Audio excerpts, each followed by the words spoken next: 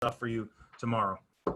Thanks, Drew. Sorry about butting in on your guys' time today. Oh, doesn't matter. We'll get to it tomorrow. Okay.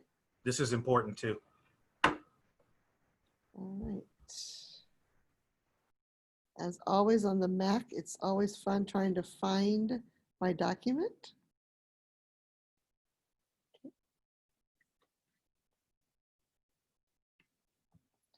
Oh, that's not what we want.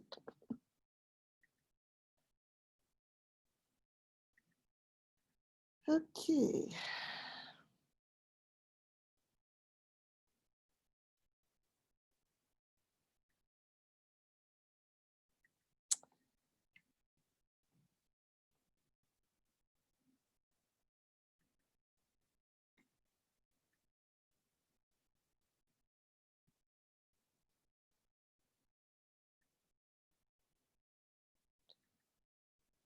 All right. I'm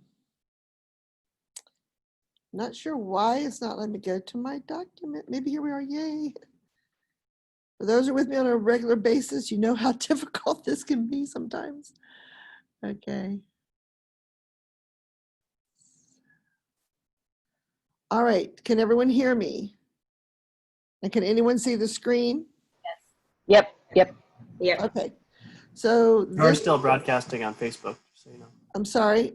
How do I stop that? You're the host. I don't have. I don't think I can.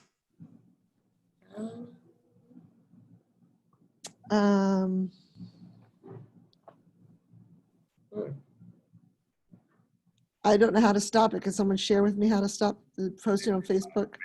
Drew.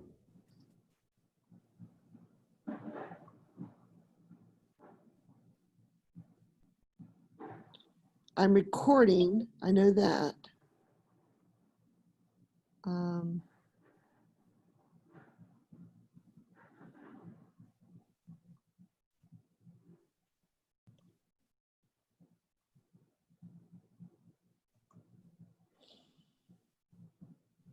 There's nothing on this menu about Facebook. I don't know. Oh, stop live stream maybe. Okay, let's try that.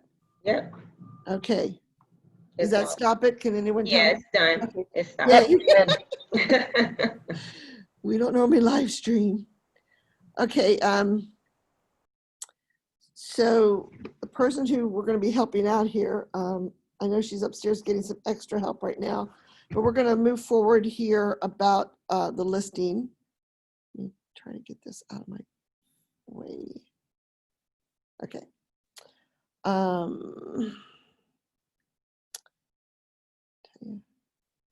This little band gets in my way sometimes. Okay. All right. So when you come into Bright, your screen looks something like this. And I'm see if I can diminish this so we can see it.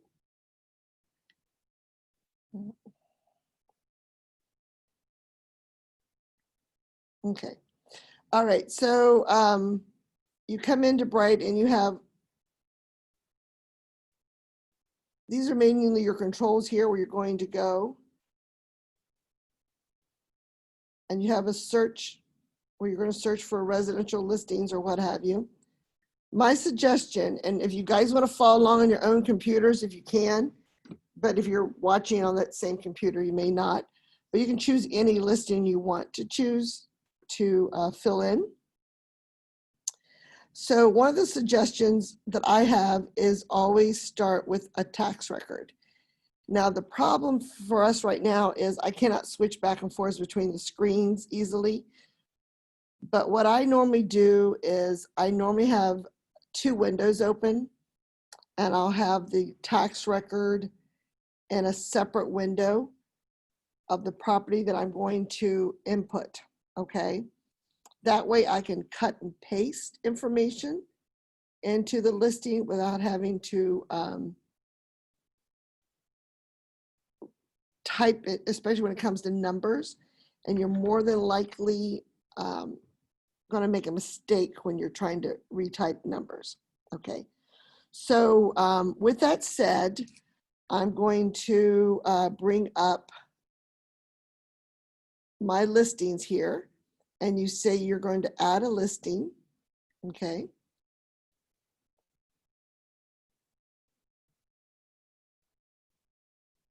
Now, if you've never had any listings, it's going to be blank here. And that's okay because it's exciting. You're doing your first listing. Okay. So over here, new listing. Down here is existing listings that you have. Okay. So a new listing. So what type of listing do you have? You need to know that right up front. Is it residential? And that could be condo, detached, townhouse, whatever. Is it a residential lease? Okay. You're putting in it to rent it out. Then you, very rarely, you're going to have a multifamily one. Okay.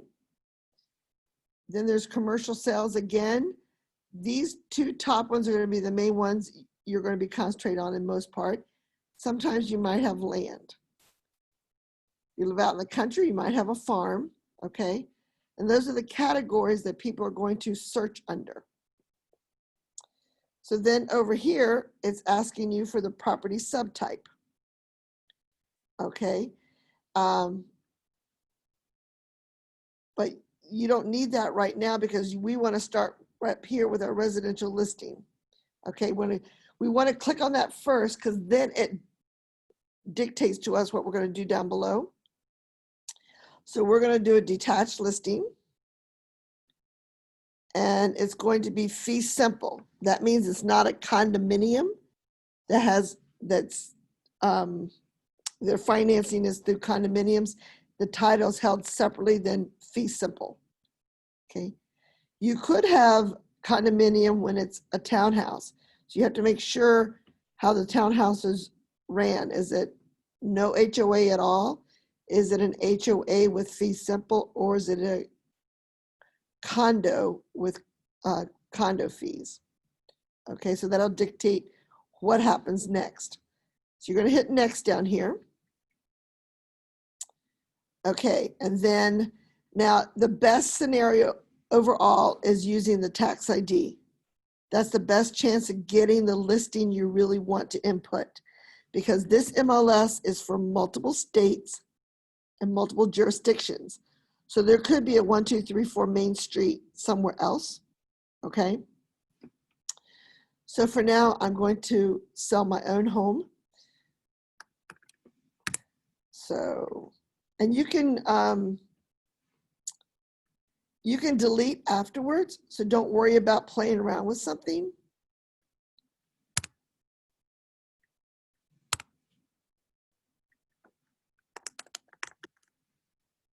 Okay, so again, I don't know the tax ID off my head, but that's the best scenario. But if you put the address in, will I find something? So I don't. That's the problem. Even though that is the right address, well, that populated, it could be the problem. If you want to open the tax records, you could open another tab. You won't actually have to switch windows. You can just, on the top where it says listing. Yeah, I'm afraid of losing this window. That's why. Okay. Okay, so because my computer auto-populated the address, I had to take out the 3448, but it showed up here. Now, you could have 2 or 3 addresses here because there could be the same address in another state, okay? So you want to verify that that is the city and state to which you want to work. So you're just going to click on it, and then down here, you're going to say next, okay?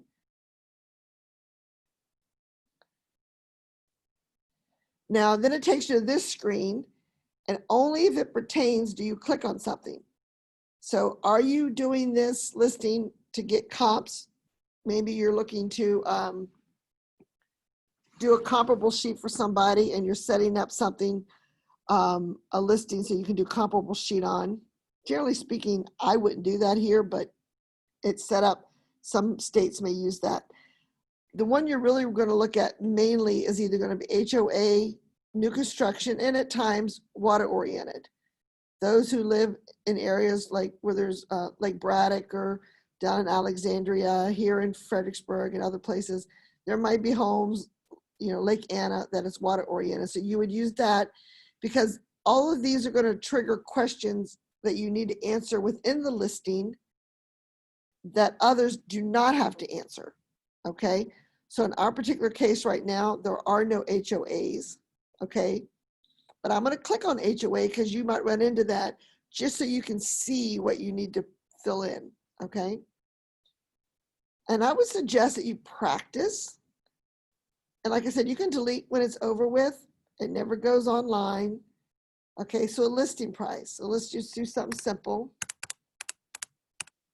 Okay, and then the status. So does my listing paperwork say it's coming soon, or is it active right away, and when's it going to go active?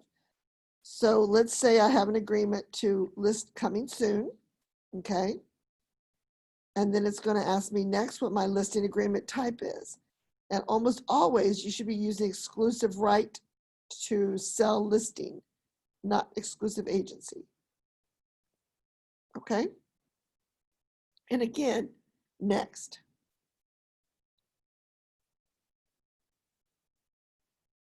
Now it opened up automatically, and sometimes it'll pause on that first page you came into, and you may have to hit the edit button. It's one of those glitches I find periodically that happens, okay? So all the red things here are things that you absolutely have to fill in and complete, okay? So just start from the top. And how are you going to fill in this information? Because you have your listing agreement either in front of you or in a different tab on your computer. So you just start walking down through here.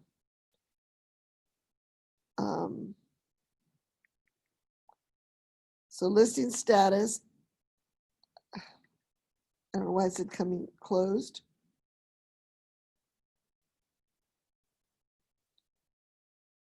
I may have used this one a long time ago somewhere in training. That's just weird.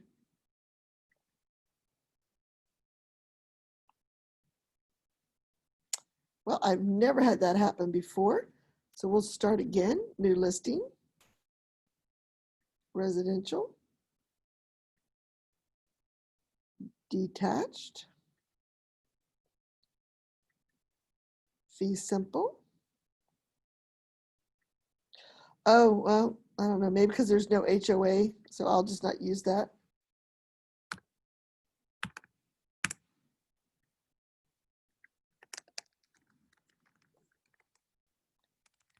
Hi, if you're joining in looking for the coaches, we've taken over today to do a special boot camp training.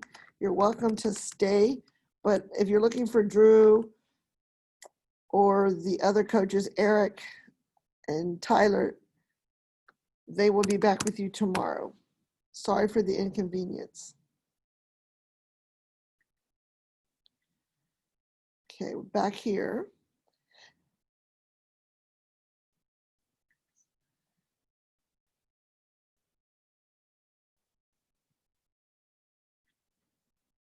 So I'm not going to do the HOA this time because I'm not sure why.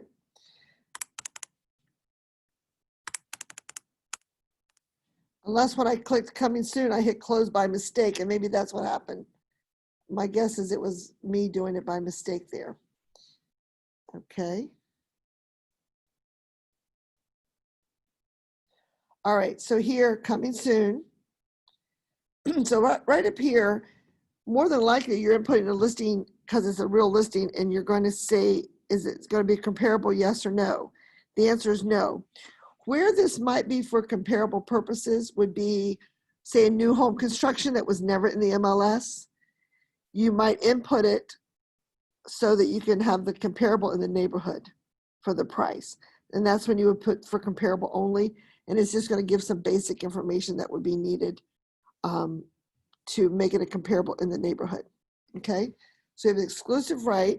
So things that make an agreement are a start date, an end date, and amount of money. So right off your listing agreement, you know, what's your expiration?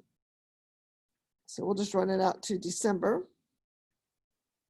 Here's your little calendar here, our expected date on the market. Now remember, we're using coming soon here. Coming soon only allows 21 days maximum, okay?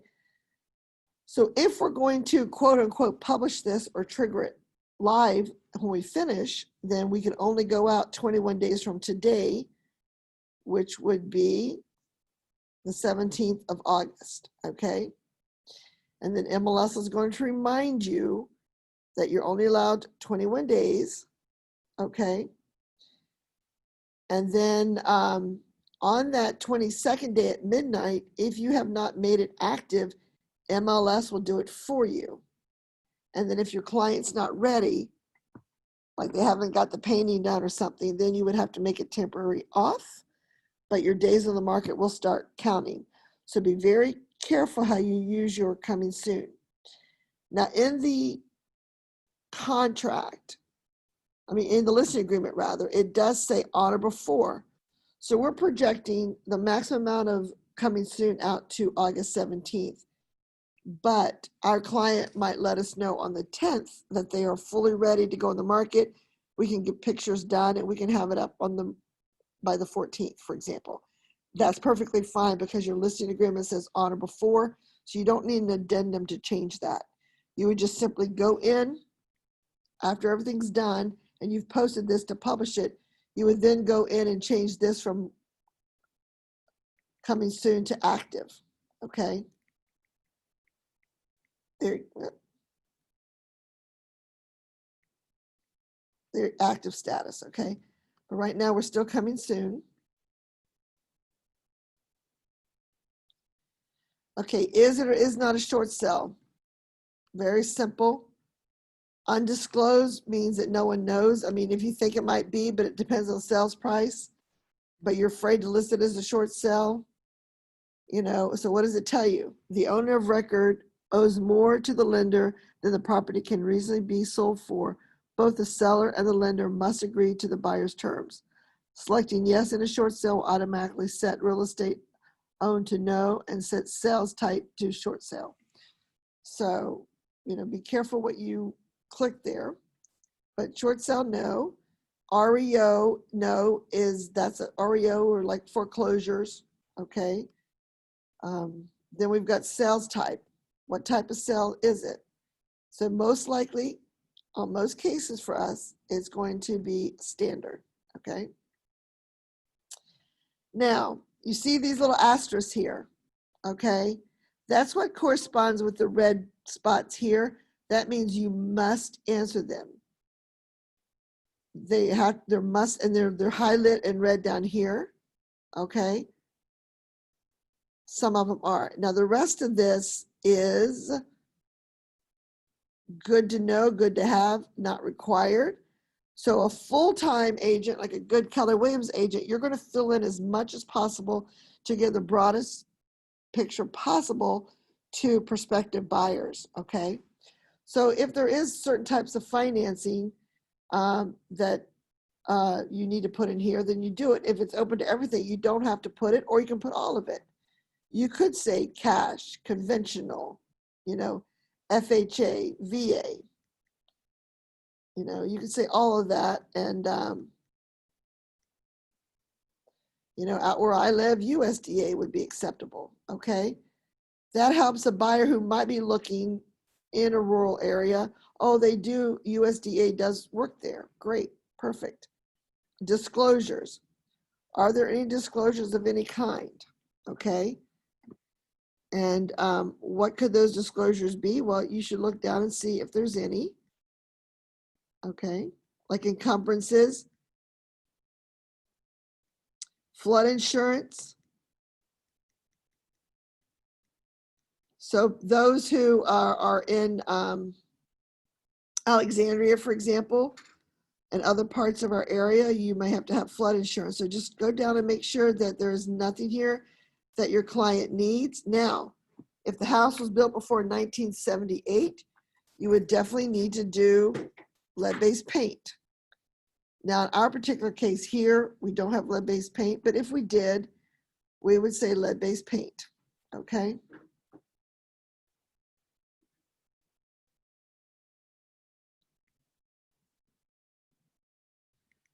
All right.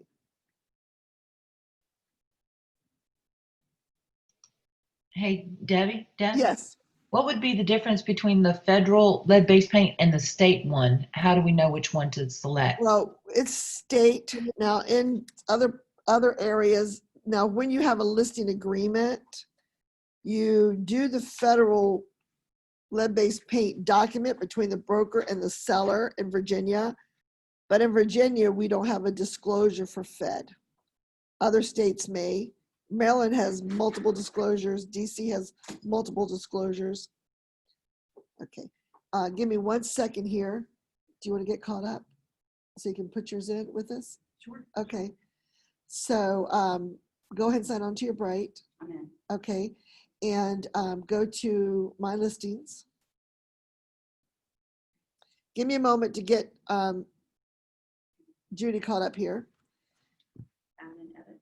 Yes, so you want to add, yeah, so to the far right, add a new listing.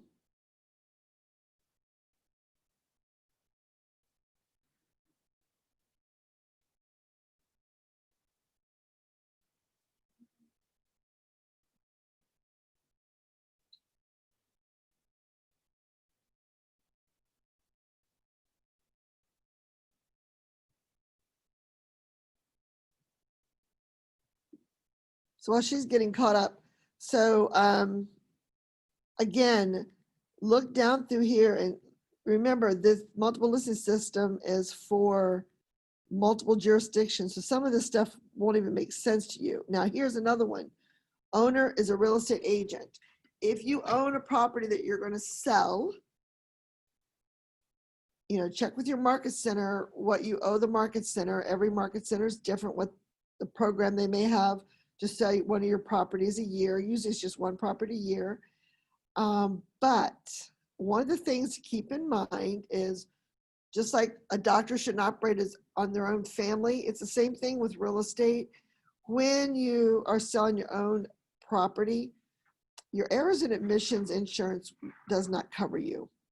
So you can be owner as a real estate agent, absolutely, but always have another agent come alongside you and work with you so that there's two eyes on the project. You might be the alternate, they would be the lead. Now, when it comes to payment, that's something you work out. I've known many groups of agents over the years that some just help each other out, some pay a fee. They're just there for the face, for the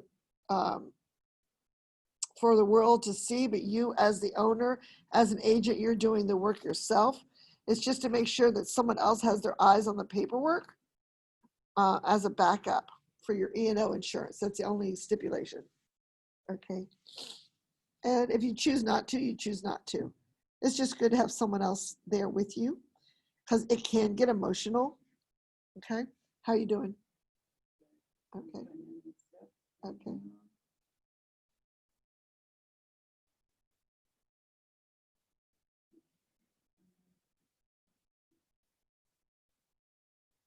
Now you put in the residential and so you're putting the address in instead of the tax record. So, I put the tax ID in. well, once you do that, you should just be able to hit next. Oh, It should auto-populate it. That's the best way to see without putting the address in. See if you just, okay.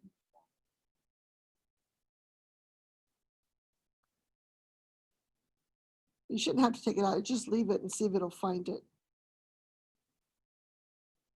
by hitting next.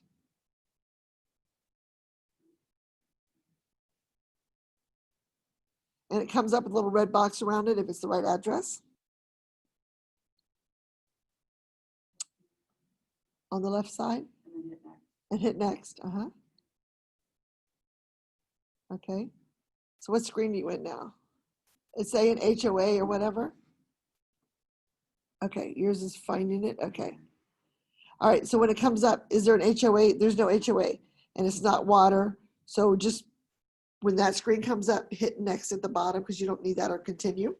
And then you should be on the same page as us. And it says listing price. Right. That's where you're at now. Yeah, so well, go and put listing price in. It's still one page behind. And then type of listing should be exclusive, right? Status. Status. What is it? What's your choices for status? Oh, did you do residential? I did. You did just, so what's the next question? It's got status is in red. In red. And when you open it up, what are your choices? Oh, you're going to put coming soon. Right, coming soon.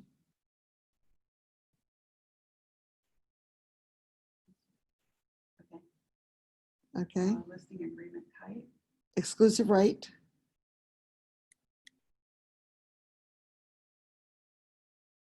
Okay, And next. yeah, and next, right. So are you on the screen here?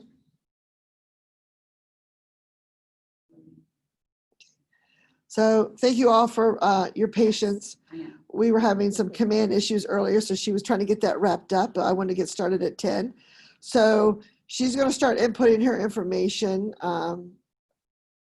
Judy got 2 listings over the weekend. We're excited. And so we're doing this training to help Judy get her listings in and to help you guys understand when you get a listing to be more familiar with Bright. This is not something I generally teach as part of boot camp, but I thought the opportunity presented itself to share with all of you while I was helping Judy out. So that's kind of the background of what we're doing today. So Judy's going to follow along with her own listing agreement and put her stuff, and I'm going to keep pretending that I'm going to sell the house I live in. Okay. So as we move down, like I said, anything that's asterisk, you have to answer. Okay. If you don't, it will not let you move forward. Okay. Something about investor ratio here. I would only ever input that in if you know, for example, that a condo unit is highly invested, has a lot of investors, therefore lenders may not lend to it, and that would help people know that it's an investment property, and that just kind of calls through other people wanting to see it and then they can't buy it. Most agents do not check condos for investment ratios before they go show property. So if I have a client who's looking for condos, I'll get the HUD site for you guys to go out to. It's not always accurate. I check with my preferred lender and they run a quick report for me as well. But I am not going to waste my time or my client's time looking at a condo who's got too many investors in it, because the lender will not lend there. The ratios are off. Okay. So we can call through those. The other thing to be careful with condos from the buyer's perspective, while Judy's catching up, is you might have a client who can spend $350,000 on a home. And I'm using this because I had a live example of that a couple years ago, that had $100 or less HOA fees. But when they got into condo fees that were $250 or more, it diminished their buying power down to like $250,000 because of the condo fees. Okay.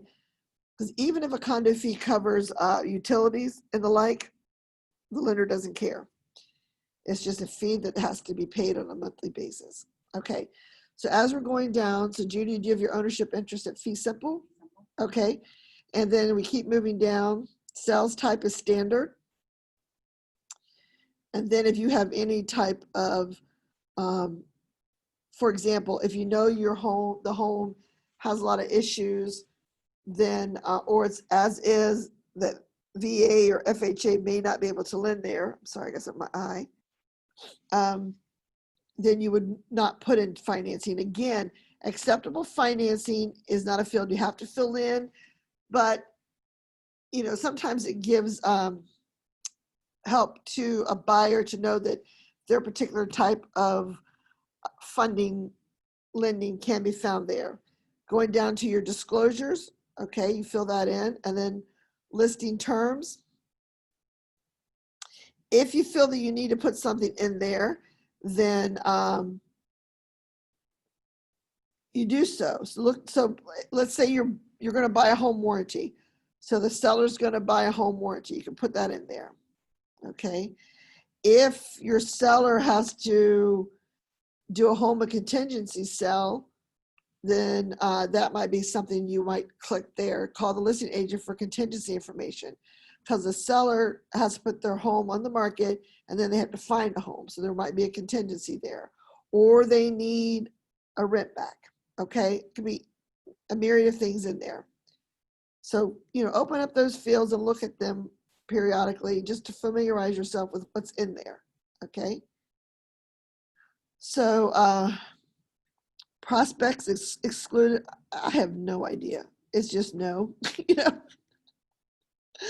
I don't know what that is. It was not in our old MLS. It must be something from some jurisdiction. I should look it up, I guess, and see.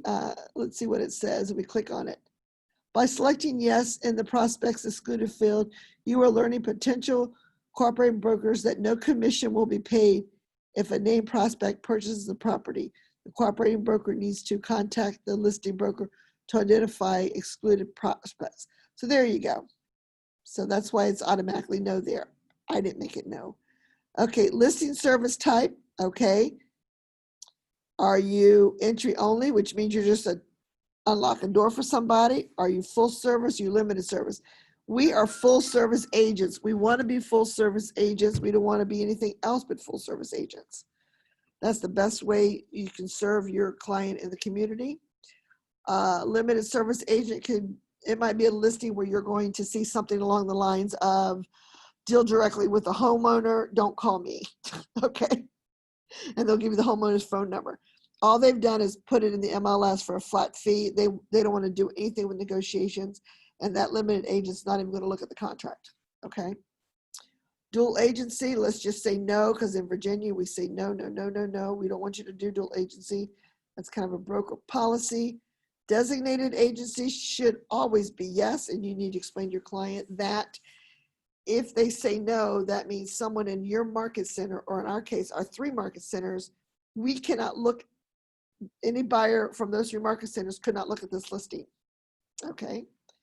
Now again, we have another home warranty here. It's listed up above. We're checking it here. Is it a flood zone or not? In my case, it's not. I don't have to check it, but I can. Are pets allowed? Now, when it's a single family home by yourself and not in an HOA, it's something you don't have to check. But if it's in a condo you're listing and pets are allowed or they're strictly not allowed, I would definitely fill that in.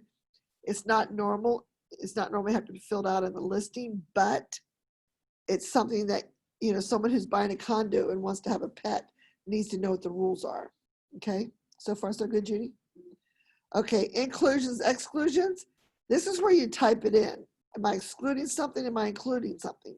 Okay, so I'm going to include a stove or, you know, something different, but that's in another area as well. But if there's something specifically you want to include, like pool table conveys, you know, by all means, I would say no always. So possession, okay, when is possession? Most of us usually say settlement. And then if someone needs a rent back or there's negotiations, it happens then. But if your seller knows that they need a rent back because they need to close on their house before they can buy another house and they need a couple weeks rent back, you might go ahead and put that in there, okay? Hey, Deb, Yes, just go back for a minute. On the home warranty, we're checking that as yes, if there is a home warranty. yes, Okay, but if they don't have one, we would check no. yes, correct. That is correct, correct. And if your seller's buying a home warranty for themselves and then passing it on to the buyer or buying it strictly for the buyer, whoever your home warranty company is, sometimes they'll have a sign writer. Oh, that's what I forgot. I'll bring them tomorrow, your sign writers. Okay, I've got you. All right. So anyway, sorry about that. I told Judy I'd bring us some sign writers. And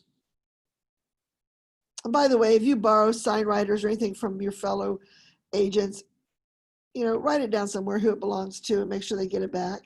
They're gracious enough to lend it. Okay.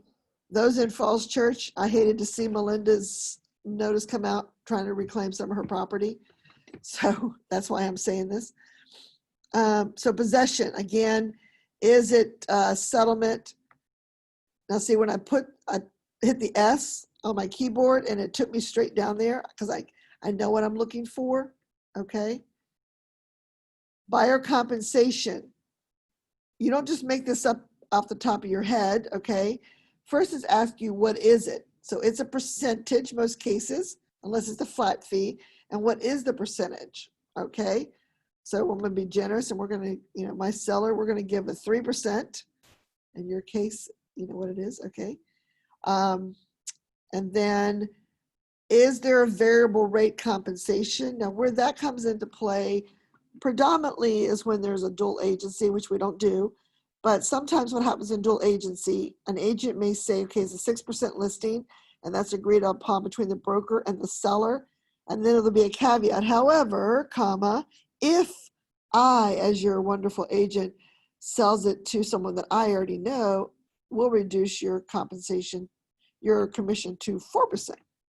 Okay, so reason you have to identify that here, if you were to do that, would be that so that every other agent out there knows that if they present an offer and dollar for dollar, term for term, it identically matches one that you're also presenting, you already have a 2% advantage over them. So that their seller would take their offer over someone else's offer just because they're paying 2% less. Okay. And that's why dual agency can lead to so many bad realtors. Okay. We have enough out there trying to weed out. Okay. Ground rent. You don't often run into this, but it could be, say, a trailer park. So someone might come in and own the trailer, whether it's a single wide or double wide, it doesn't matter. There's a place in Manassas like this, but they pay ground rent. So they bring their own trailer in, or someone that lives there in that trailer may be selling their trailer or their mobile home, but they pay ground rent. So you have to list what it is, okay? I had one a couple of years ago, and it was $125,000 in Manassas. I'm like, this doesn't make sense. And it wasn't a parking lot. When we got there, you know, the picture you couldn't tell, but when you got there, you realized it was a double wide trailer with, you know, porch and everything on it. So it didn't look like in the picture what it was. But as soon as I pulled into the neighborhood, I knew what it was, and therefore there was ground rent. Now, in that particular listing, that agent had not put that there was ground rent, and then they had to go back and correct it. Okay. Got your owner's name. Now down here, you've got this little, every now and again, this GPS little symbol can be wrong. So you may have to move it, but they've gotten pretty good over the last couple of years. Then you verify the address. Okay. And make sure that that is correct. And it's always going to pre-populate because you're taking from the tax record.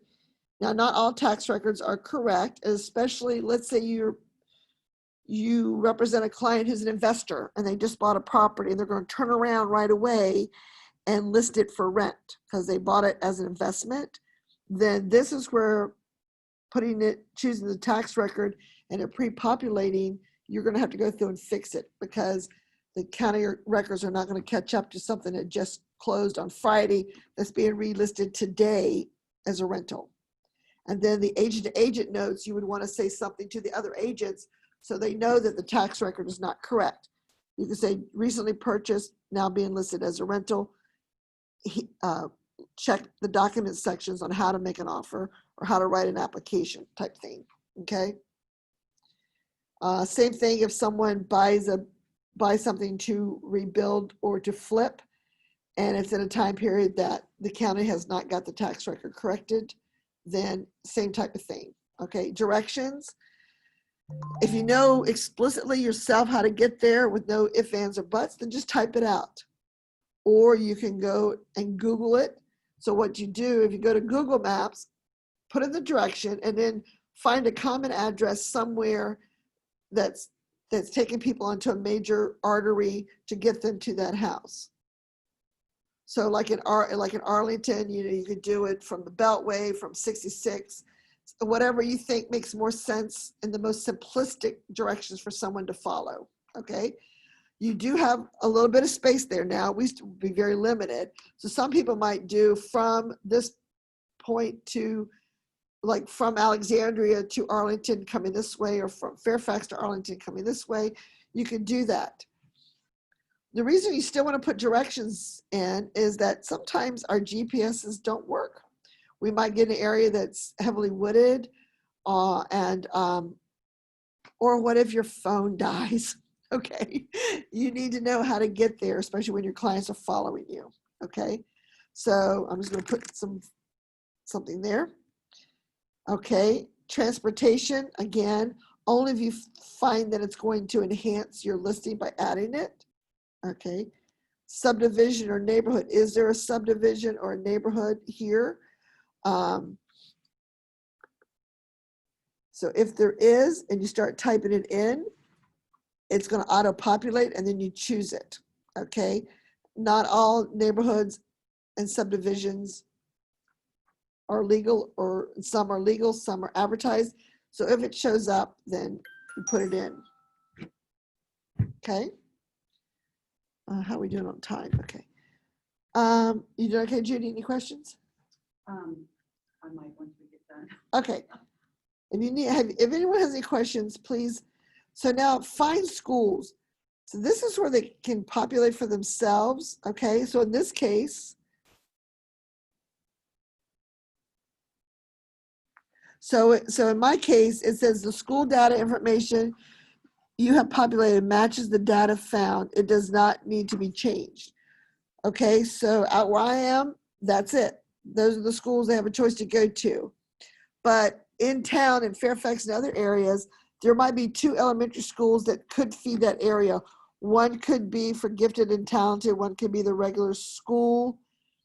So you might need to go to the county website and see which school is the main feed school and choose that one, okay? Now, had there been an HOA, I would have said yes, and then we would have had to put down what the HOA fee is, the frequency. So let's say it's $150 a month, okay? What is the frequency? It's monthly, annually, a one-time fee. Some small little neighborhoods might have a one-time or a yearly fee of, say, $110 or something like that.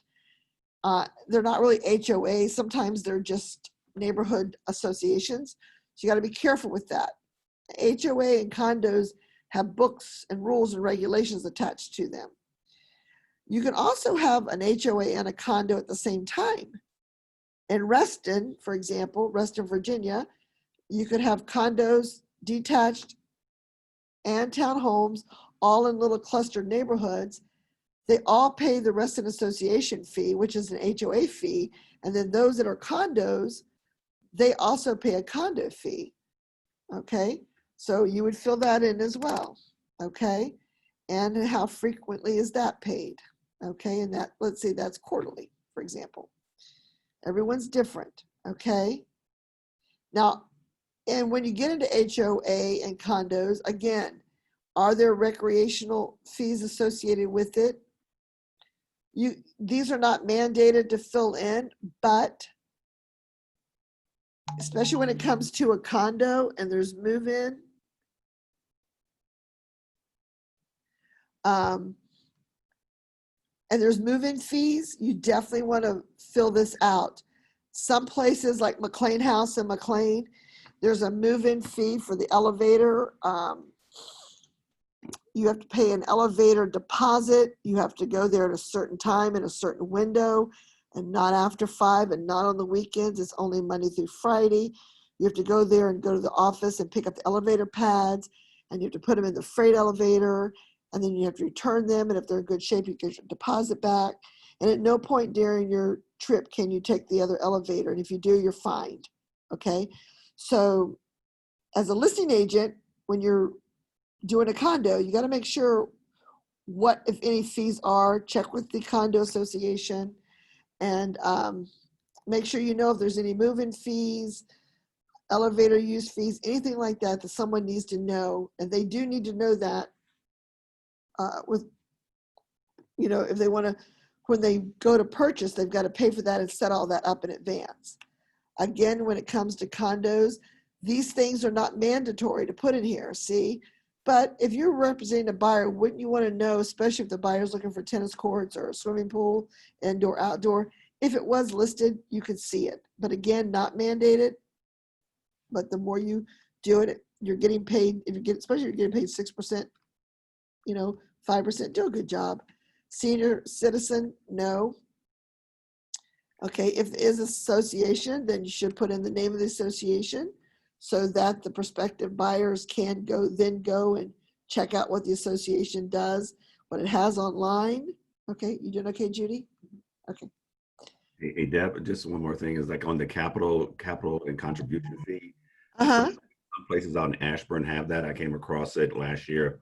First time I'd ever saw that, where as a buyer, you have to contribute to that community. It's a one-time fee. So just for people who may have not come across that, sometimes you'll see that, especially if you're out in Ashburn. Right, good point. So that wasn't a mandatory fill, but again, if you represent someone who there is a capital contribution fee, by all means, thank you for saying that, put that in there. Because that might be something a buyer just can't handle. It's just not part of their financial package. Excuse me 1 second. Your local market center and ask them for the YouTube channel. They're there. New agent looking to watch me online. My husband doesn't understand why people wouldn't listen to me talk. So, I'm joking. Okay, so then tax. So here, this is all populated when you input everything. So the tax ID is populated. Now, if there's a combined tax ID or something like that, then someone might be selling. So this property that we're listing here is 4.5 acres. So the house is really on like 1.5 acres, and then the other 3 acres is wooded. So it could have been a 2-parcel piece, but we're going to sell them together. So we would make notes in the agent-to-agent notes about that. It would go into the public notes. We would say something that the parcels are being sold as one piece at this price, okay? And so there'd be a main parcel that would be guiding your, as you input it in here. Now sometimes, yeah, okay. 2 addresses, but they're sold as one. Sold as one. Okay, so we'll look at that. So Judy has that. She's got 2 listings. Yay. Over the weekend. Yay. And so we're excited. And she has one. It's got 2 parcels being sold as one, has 2 tax IDs. So anyway, like in land listings, for example, I've got a bunch of land listings down in Schuyler. And some could be parceled together or separate, or there's one tax ID that covers both parties. They've already been pre-divided and they each have their subtext. And like here you see A on this one here. So at some point, this and what I know is our neighbor in front of us, we were A and they were B. Our tax IDs just have, they were one parcel before and then they were subdivided with the county. One was given A, one was given B, and eventually sold as separate parcels, okay? All of this stuff is populating from the county tax, okay? The year assessed. Now, when you're doing comps for somebody and they haven't assessed a new tax year yet, you need to take an account for that, it could have been 2018's taxes or whatever. So, just keep that in mind. Always look to see what it is. People will say,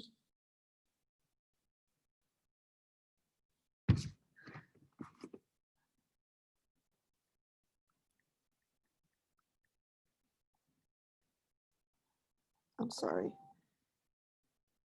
All right. So special assessments. Okay, so now this really pertains in condos and maybe HOAs. So in a condo community, for example, it was a tremendous snowy year. So they exceeded their budget for snow removal, or one of the units had a collapse of the roof. So money had to be paid toward getting those things fixed. So it's diminished their financial coffers.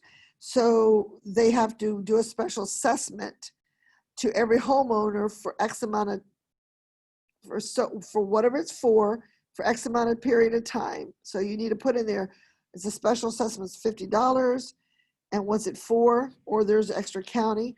So people that live in, cities and towns within counties, they may have extra taxes. So then, is it agriculture? Not. The tax record is telling us it's not. Okay. So you just go along with what the tax record says it is. If the tax record had it in grids or anything, it would pre-populate into there. It does not. Oh, and by the way, when you go into some counties, especially the older outskirted counties, in a husband and wife situation, it would more than likely, it'll say the husband's name, like Smythe, William, and the comma may not even be there, but you think that Smythe is the last name, William's the first name, or it might say William Smythe. And then for the additional owner, it's ET space UX. Okay, that is not the wife's name. It just means and spouse in Latin. So the wife's name isn't often there at the top of the tax record.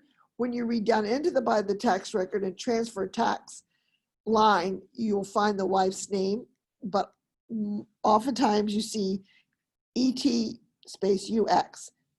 And I can tell you, as someone who's done compliance and been with Steve since 2001, I have come across offers from people who have listed that as the spouse's name.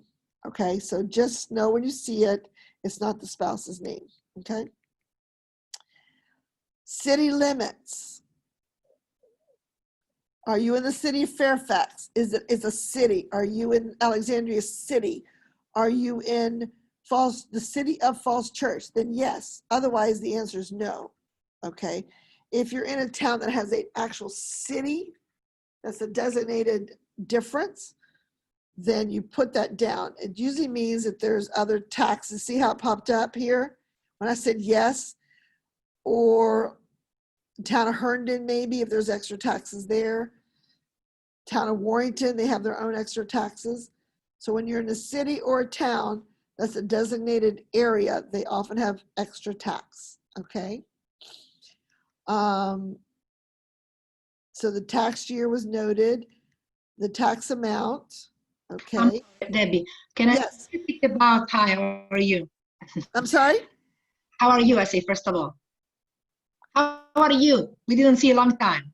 Oh, hi. I don't know who's speaking, but okay. Oh, I'm sorry, it's Veronica. Oh, hi, Veronica. Good to see you. What's your question? My question is, can you repeat again these different city limits? I didn't understand about the city. Okay. All right. Let's Thank go you. back. City limits. Okay. This particular house is not the city limits, so this does not open up. But let's say the home is in the city of Falls Church. Now, Alexandria City has its own designation, so that wouldn't apply, I don't think, in putting in Alexandria City. Herndon is a town, Vienna has a town, and if the area has their own separate taxes, like the town of Warrington, there's Fauquier County, well, let's use Falls, well, yeah, we'll use Warrington. It's halfway between everybody. So there's Fauquier County, and in Fauquier County, there's an area called Warrington. That's the postal area. And within Warrington, there's a smaller area that's the city or the town of Warrington. In this case, it's the town of Warrington. And the town of Warrington has a tax that people outside the town limit does not pay. Only those within the town limit pays those taxes. Like in the city of Falls Church, they pay certain taxes. Okay. So when you say yes, then it's going to say what are the taxes there? You know, who the taxes go to. But your tax record is going to populate that more than likely, because mine isn't and it's automatically populated no. Then, okay. So then you go down and double check. Now this might be the tax record for this property, but what about if it was torn down like in Pemmon Hills and a new structure went up? So the address is the same, the tax ID can be the same, but now it's a new structure. So here you would have to put in new structure, new contract, new construction, okay? And that would open up another set of questions, In our case, it's not. Year built, okay? It's detached. But you always want to look at these pre-populated things to make sure they are accurate. People make mistakes, okay? Style of home. Now, most of you that are on my email distribution list, you got the architectural thing I sent out, and that kind of gives you an idea what it is. Now, I know this is a Rambler, okay? But it's a raised Rambler. So it's a one-story structure and full basement. So what type of materials? You know, so it's vinyl on the outside, vinyl siding. If I know what the roof is, I can, you know, you need one thing there. You don't need to have everything, but the roof is not required. But if I know what type of shingles it is, I can put that there. Wall and ceiling type. So if you have a two-story ceilings, like an entry foyer, it's a, you know, those are things that you want to draw attention to. Someone might say drywall. They might live in a neighborhood in Arlington where traditionally all the walls are plaster, but the house has been redone, so it's drywall. So they might want to bring attention to the fact that there's drywall there instead of plaster, okay? Cathedral ceilings, if you have 9-foot plus ceilings, that's a plus, especially when it's in the basement. Those are things that people want to see. I sold a house in Heritage Hunt, and the man bought it. He was so excited, the fact because he was 6'6" and it had nearly 10-foot ceilings in the basement. So he was so excited that he didn't have to crouch when in the basement. So flooring type, again, if it's something you want to stand out and you want people to know, then by all means put it in there. If people are looking for hardwoods, if someone's searching for hardwoods and you have it in there, that's a plus. But hardwood flooring type is not a mandatory field, okay? So if I tell my agent as a buyer, I want a raised Rambler in Culpeper on 4.5 acres with hardwoods, and the agent didn't put the word hardwood in there, everything else about this listing would have come up, would not populate into my search, okay? So that's why when you're helping your buyers search for things, you want the funnel to be as broad as you can, because when it's a field that an agent is not mandated to fill in, majority of them will not fill it in. We'll just say laziness, okay? So as much as you can fill in the detail, it helps those who, especially in these days of COVID, when people are looking online to determine if they want to go see that house or not. The more detail you have, the better. And when you're looking at a picture online, can you really tell if it's engineered hardwood? Is it hardwood? Is it vinyl that looks like hardwood? So if you have hardwoods, shout it out, you know. How many levels? Okay, now the tax record will say that it's one level, because the taxes, they don't necessarily count the basement in some counties, but it is in fact a 2-level property, okay? So we say that it's 2-level. So then the main entrance orientation, again, you're not required to do this, but some people are specifically looking for facing. I don't generally put in that orientation. I don't want to be held responsible if I don't know my north, south, east, and west, okay? But that's what that's for. If you know that someone has a southern exposure, southern entrance, and that's what people are looking for, then put it in there type thing, okay? Again, this is for multiple type of buildings. So you've got elevator count, how many elevators. So if you're someone who's going to potentially buy into a condo and it's 17 floors high, you might want to buy a condo that has 4 elevators over a condo that has 2 elevators type thing. So that's why that can be significant but not required. Okay, utilities. So it's the word utilities is not required. Okay, it's a broad scope of things, but what is required is what is the source. So in my case, it's well water. Okay, and go on down. Who's my electrical service? Doesn't say I have to, I don't have to say how much ampage it is. That's not a required field. What's my cooling type? Okay. I've got AC, I have ceiling fans. Okay. If you have anything that's energy efficient or anything that's air purification systems, by all means put that in there. What's my fuel? Okay. Electric. Let's see. Yeah. Okay. My heating type. Okay. My heating type is what's in the ceiling. Well, not really, because the upstairs is on the floor, downstairs is in the ceiling. So I could do both if I wanted to. I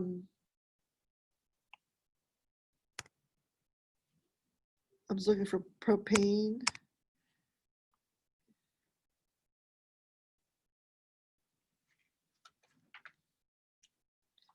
Well, heat pump with electric backup. Yep. So it uses different fuel. And then there's gas in the house.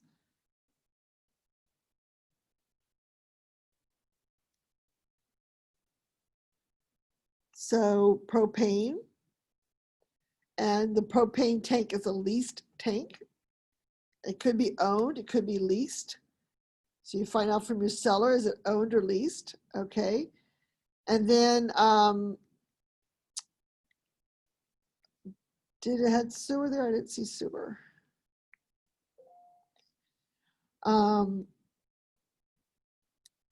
So again, these fields here, if you know the answer, put it in. Now in Maryland, and I'm surprised Virginia hasn't converted yet, but in Maryland, the seller is required to provide this information to the buyer, what the 12 months bills are. So, and every now and again, I'll have Virginia people ask. Years ago, you used to be able to call the utility and say, could you tell me what the average cost of utilities are on such and such property? But because of privacy laws and stuff now, they won't do that. So you'd have to have the seller provide that information. So is it a basement? Yes or no? Okay. If it's not a basement, then the basement disappears. If it is a basement, yes or no? What type of basement is it? Okay. So a basement is, so you have a house that has a footprint. Let's say it's 38 by 25, for example. Okay. So that's the square footage of that house. If the basement is the identical square footage of the home, then it's a full basement. Whether it's built out or not, it's a full basement. Okay. So you would put the word full. Okay. Now, if it's fully finished, that means there's no areas that are not finished, then you would say fully finished. Okay. And you just keep adding on from there. Is it daylight? So daylight full means that there's a walkout area or there's a window that's right pretty much around ground level where you're getting full broad daylight. It's not those little tiny windows up. Okay. So there is some full daylight. Okay. And then you go down and you look for anything else you can to describe that basement area. So it could be fully finished, but there's no rooms there. So you would say space 4 rooms, which means it's a wide open space. Okay. So that's, you've got dirt floor, front entrance. Okay. And then it goes down and it asks you what the footprint is, percentage. So if it's the exact same footprint as the house, so it's 100%. Okay. Basement finish percentage, 100%. Okay, if it is. If it's not, you do the square footage, what square footage is not finished, and you figure out what the percentage is. Again, those fields are not required. You don't have to do it, but it's there for you. Okay. Let's see. Moving on down to what's above grade, what's below grade. So here it's telling you up top, it's 100%, and right here it just confirms it. Above grade is that many square feet, below grade is that many square feet. So you're telling, and a grade is where your land is. It's the grass, the dirt. Okay. So anything above grade is the house above. So that's your main level coming in, and if there's upper levels, and any below grade is your basement or your lower level. So let's say you have a townhome that's 3 stories and you pull into the garage, okay? That's not a basement. That's a lower level because it's not subterranean, okay? So you pull into the garage and you might have a room or a family room there. That's a lower level. The level where the kitchen is considered the main level, and then the level 1 up is the upper level. If it's 4 stories, you might have an upper level 2. Or in Judy's case, she's got a split level home that's 5 levels. So, you know, they have a main level where the kitchen is, upper level 1, maybe upper level 2, lower level 1, lower level 2, and lower level 2 may actually be a basement. It might be subterranean, okay? So, so keep that in mind. I often see people with townhomes calling that entry level, that lower level is a basement. It is not a basement, okay? It's a lower level. So now you have your bedrooms, okay? So on the main level, there's 3 bedrooms, and there's 2 full baths, and there's 1 half bath, okay? Now I can stop there and be done. I met the requirements, or I can go further and explain to someone looking online what it is, okay? So I can say that there is a bedroom, and now I know that we're supposed to be getting away from using the word master, but right now that's what we have in the MLS. So we would say a master bedroom. And if you knew what the length and width was, you would put it in there. If it has special features, like that's where the attic will pull down from, or it has a balcony, or it has a sitting room with it, that's where you would put that in, okay? So that would be the 1 bedroom. And then you would add additional bedrooms. So bedroom type, you would say bedroom. Now, if the master bedroom is there, then your next bedroom should be bedroom 2, okay? Not bedroom 1, because you have the master bedroom as 1 bedroom, then you have bedroom 2 and bedroom 3, in my case here, okay? All right, so that's on that level. Well, then I have a lower level, okay? Now, there's a bedroom downstairs on the lower level, but is it actually considered a bedroom? Because there's a window that you could get out of if you had a step stool. So no, you could not claim it as a bedroom, okay? So you couldn't put bedroom, so you would say 0 bedrooms, but there's a full bath, okay? And then you could add different rooms. So here, instead of a bedroom, you might put study or office, you know, and the like. So I could put study there, for example, okay? And you'll have pictures online and you'll say what the study is. And they can see that the study has a window, but it's not quite low enough to be, and it doesn't have an egress the way it comes out, but it's got daylight. And it's got a closet, which, by the way, a closet is now a requirement for a bedroom, okay? Having egress, an individual exit to the room is a requirement to make it a bedroom. And you cannot go from, so let's say someone has built, they've taken the attic and turned it into a living space.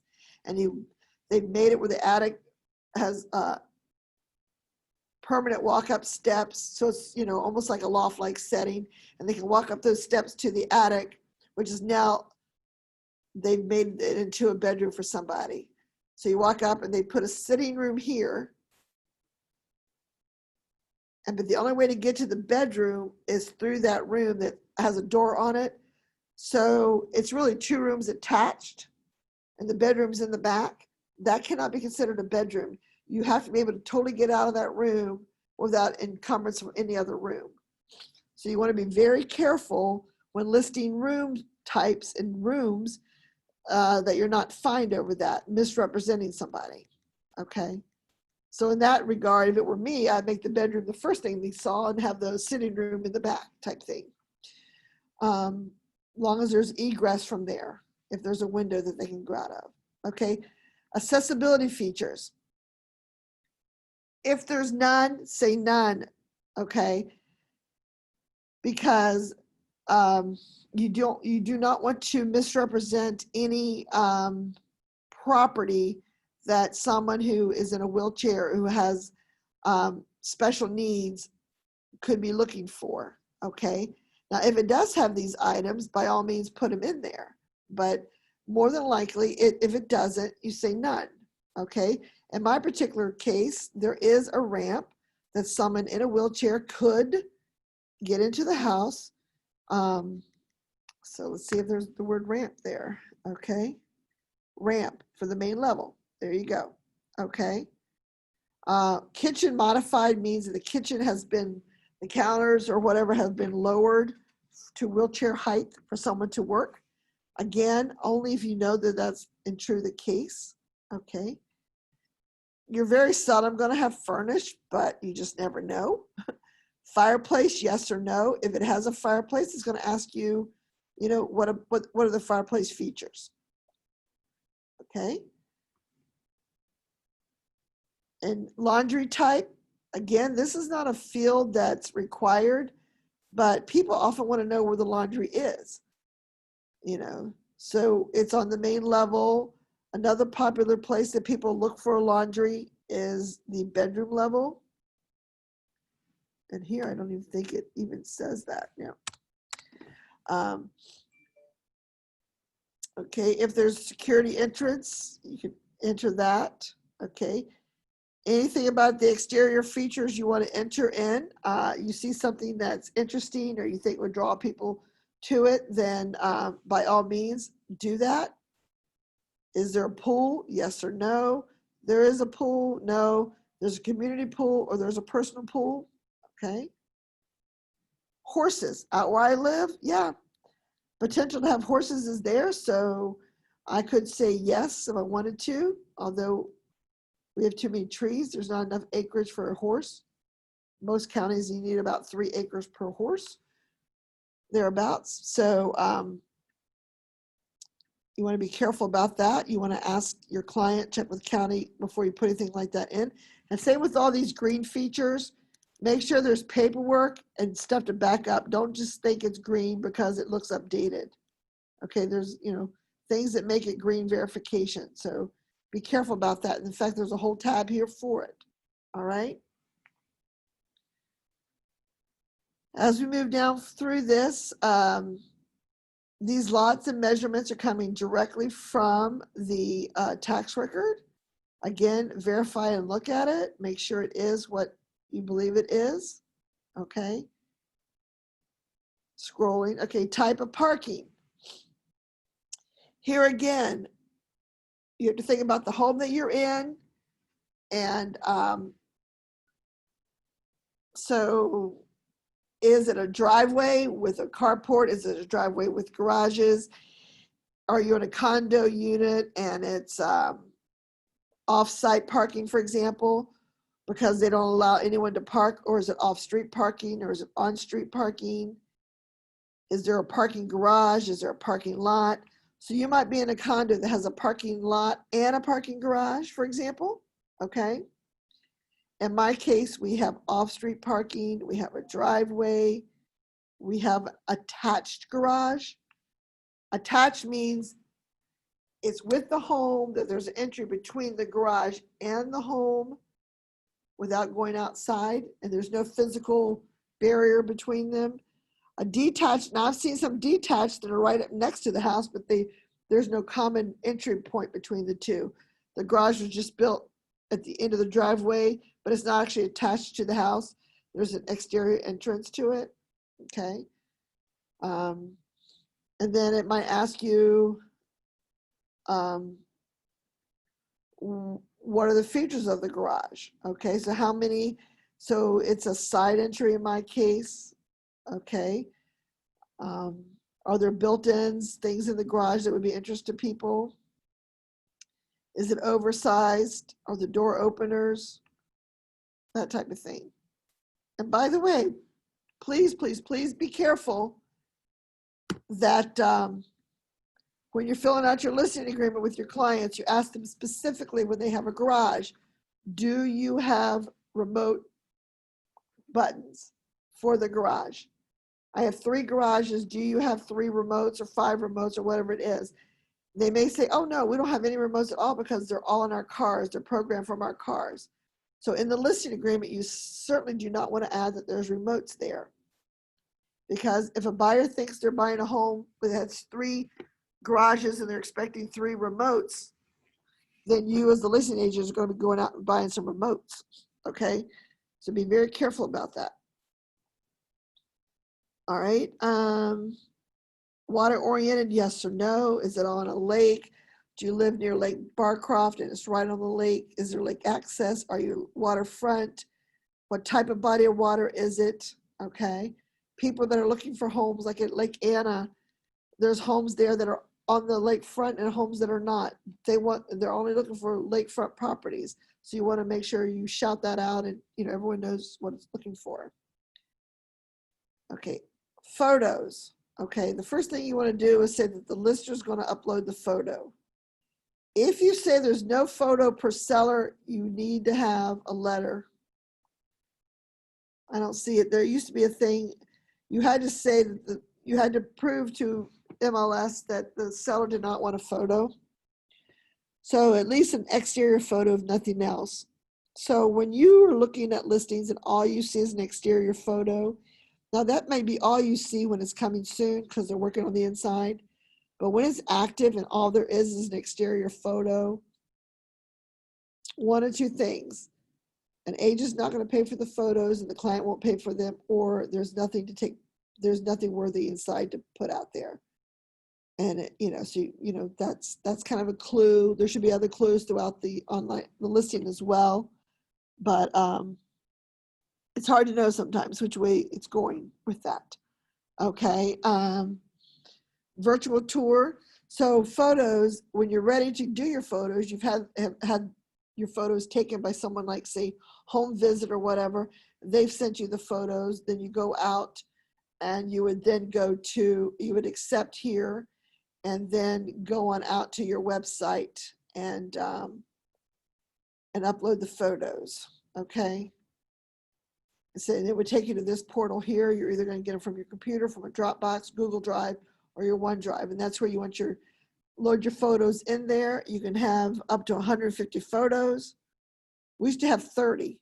You don't have to have 150 unless you have 150 different views that would be impressive to somebody. And then depending on how you're doing your business, your virtual tours can go here. All right. Debbie, this is Veronica. Can I just ask Go a ahead. question? When you do coming soon, can people still put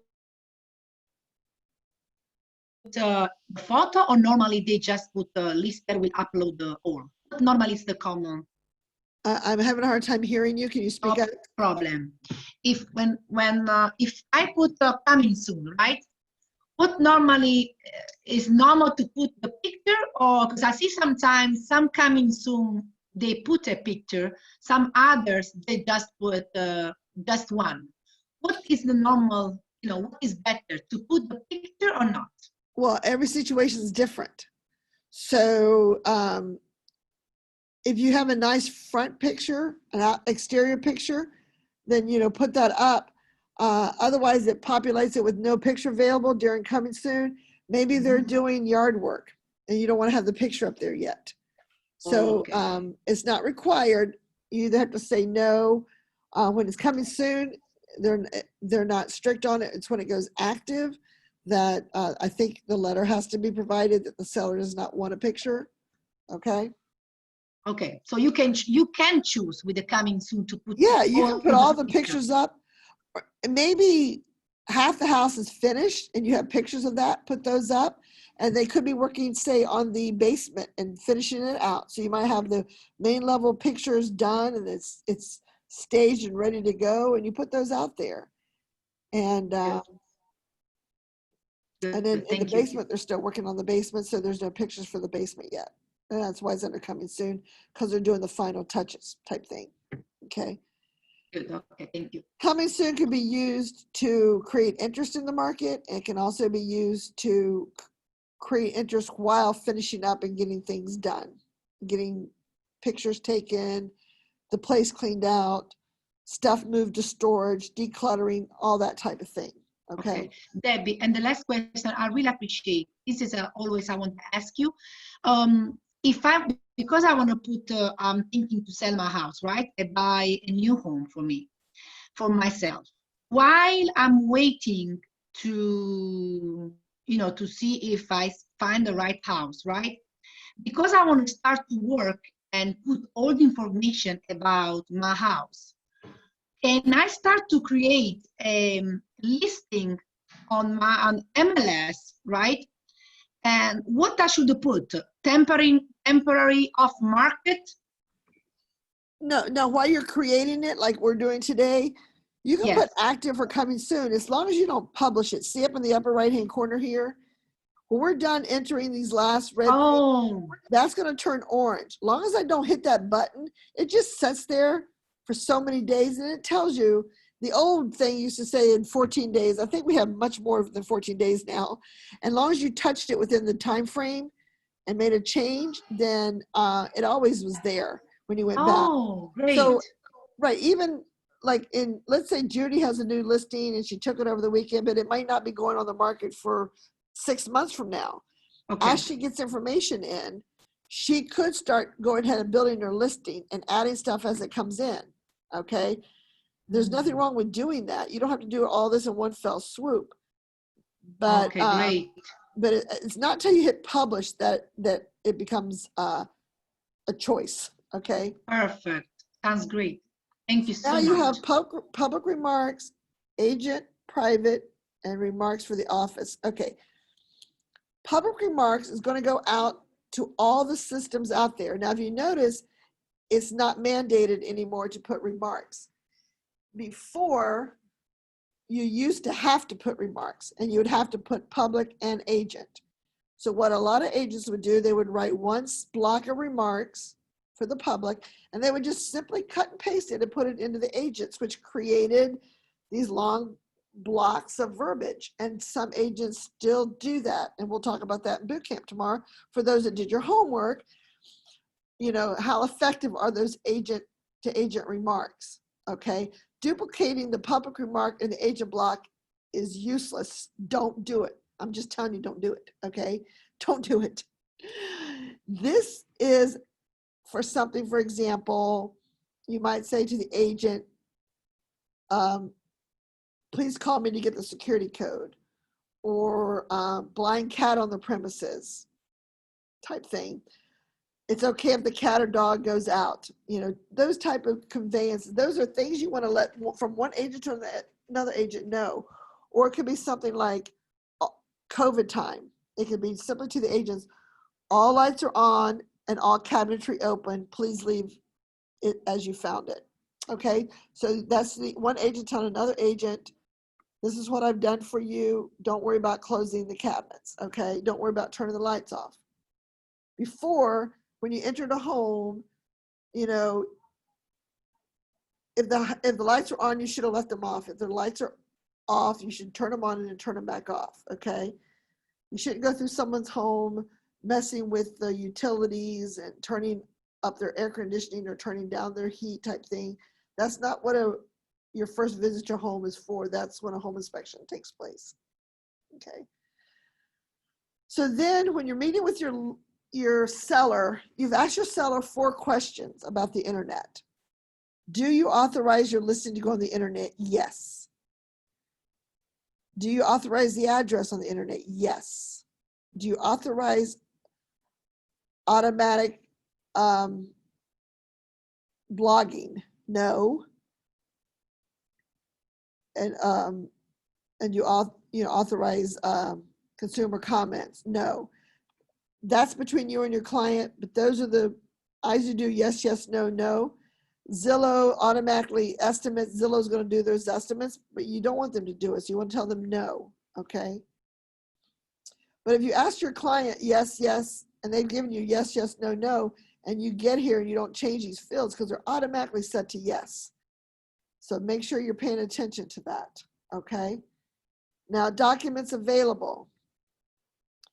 What's available? Maybe there's a building plan. There's, there's an aerial photo. There's an appraisal because maybe you had a contract that fell out and you want to put the appraisal out there to show that it appraises at that price. Whatever documents you want to make available, you can do that. And then you upload your documents. So now, if you have lead-based paint and the DPOR document, this is what you want to do. You want to go agents and clients. You want them to accept it. You're going to go to your computer and you're going to look in your computer. Oh, there's a DPOR document. Okay, I'm going to add that in. Okay, I'm going to open it. And then I'm going to say, well, does my name that I have it named on my computer make sense? And oh, no, then I'm going to change it here. DPOR disclosure, for example. So when someone clicks in, they can see that my disclosure is there and I'm going to save it, okay? The house was built in 1998. I don't need a lead-based paint disclosure, but if I did, same thing, you follow the same steps. Those who have not, we haven't got to this in boot camp yet, but there's a kind of a neat document that many of us have done on our own for years, and they've made it a form that's optional, but it's, I forgot the name of it right now, but it's like items that, it's a helpful sheet of paper that talks about the, it's in the miscellaneous, it talks about what the conveyances are, what the utilities are, who the owners are. It's like helpful information on filling out the contract. That could be something you would load in here as additional documents. You know, you want to let the other side know if they need a FERPA addendum. So they don't have to call you and ask you that. It's all there in your document portal. A lot of agents, that's one of the things I asked those who are doing their homework, did the Word documents there or not, okay? Showing requirements, okay? What's a showing requirement? So the first thing everyone sees is hours here. And they're like, well, I didn't even ask my client that question, but you got to scroll down, okay? Now, sometimes it is 24-hour notice. It's 3 hours notice, okay? Depends on the, the person. You have to keep scrolling down. Most of us are going to choose call first, the listing agent. That's usually the most common thing that you have them do. It could be, showing time, call first, showing contact. So there could be a listing agent or there could be a showing contact. So you wouldn't have call first listing agent and call first showing contact. I've had this on a listing before and it's like, well, who do I call? I always call the showing contact first, even though it said call listing agent first and it says call and showing contact first. I just assume the listing agent or the transaction coordinator did that incorrectly. And I go for the showing contact, okay? Show anytime, you might see that. That's when the property's vacant, but they also still may be asking you to go in and log in under showing time so that they know that you're going to be there. Showing method, in person and live video only. This is because of COVID. This was not like this pre-COVID. So if you have a occupied listing and the clients may not feel comfortable having people in the home, so it might be live video only. They may only allow the agent to come in and video it with their clients, or you have to video the home and you're going to upload it. But if it's an in-person showing, okay. And so it's going to be showing contact type. So it could be a service, like showing time or whatever, or showing contact, the owner, the agent, whatever it could be, contact person's name, and then their phone number.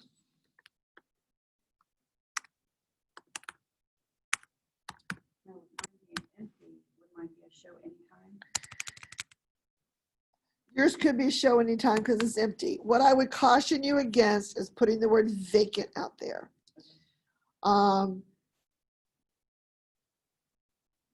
The word vacant should be in the notes to the agent only, but however, there are unscrupulous agents who print off full agent view listings and give them to their client. You are supposed to give your client, if you're going to give them a hard copy, like what you're going to show that day, and you ask them, would you like a hard copy of the listing to take notes on while we're walking through the home? Make sure you're giving them the client view. You're not giving them the agent view, because the agent view will also give them the agent-to-agent notes and things that are private between agents. Okay, so be very careful about that. Okay, occupant type, again, not required.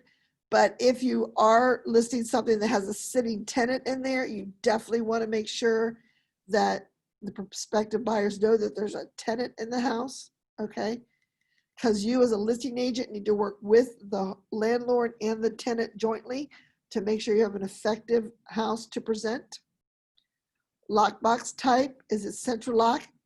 In our area, they should be central lock. If you don't have a central lock, you have a combination box, then you can do that. But central lock is generally what we do. And then where's the lockbox located? So if someone has a front door that maybe they have a keyless entry front door and their doorknob, they have a doorknob that cannot hold the lockbox, then you have to look around and what's the closest to the front door, or is it a side door we have to put the lockbox? Or do you need to attach it to the railing type thing? Do you need to bring a piece of chain or something to attach the lockbox around something? So, you know, that's something when you're visiting your client's property, you look, where's my lockbox going to go? Okay. I've been to property like our house, when you come up, you really come up the side to the garage and you have to walk around to the front of the house. We always enter through the garage, but someone coming to visit the house for the first time, they're not going to do that. They're going to walk around to the front porch, okay? Or we could have sent them to the back porch, either way. But it's just wherever you're going to put the lockbox, okay? And then if you're going to have an open house, and when you're going to have an open house, you would go in and enter that. Now that would be, that would change each week. So this is just for the week you're going to do it. So is it a public open house, which means it's not a broker's open on a Tuesday? Is it in person or video? So let's say in person. Now it's telling you to be careful and follow all the rules of your local area and jurisdiction. Okay, again, COVID. What's the access type? It's an agent. Okay. And what time is the open house? What date's the open house? So we're going to be in August next week, people. Can you believe it? So let's say it's going to be Saturday. And we're going to start it. Now it starts at 7 a.m. here, not 7 p.m. So, and not 2 a.m. So make sure you scroll down till you get to whatever time you want to get to. Okay. And then at what times are going to close at. Okay. We'll just say 1:15 with keep from scrolling. So the open house date.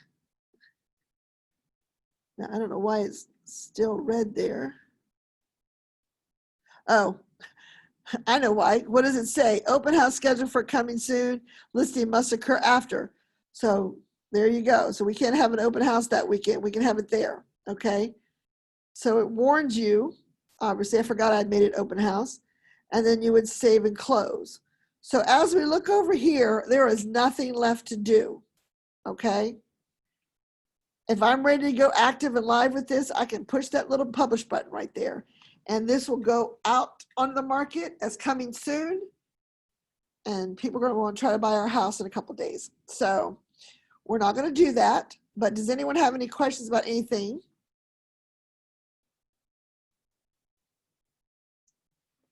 So if you're not ready to publish, you're going to go just back out with the arrow. And it's going to take it out here. There's no pictures here. And then if you want to come back in and edit, you can edit here. Over here, these are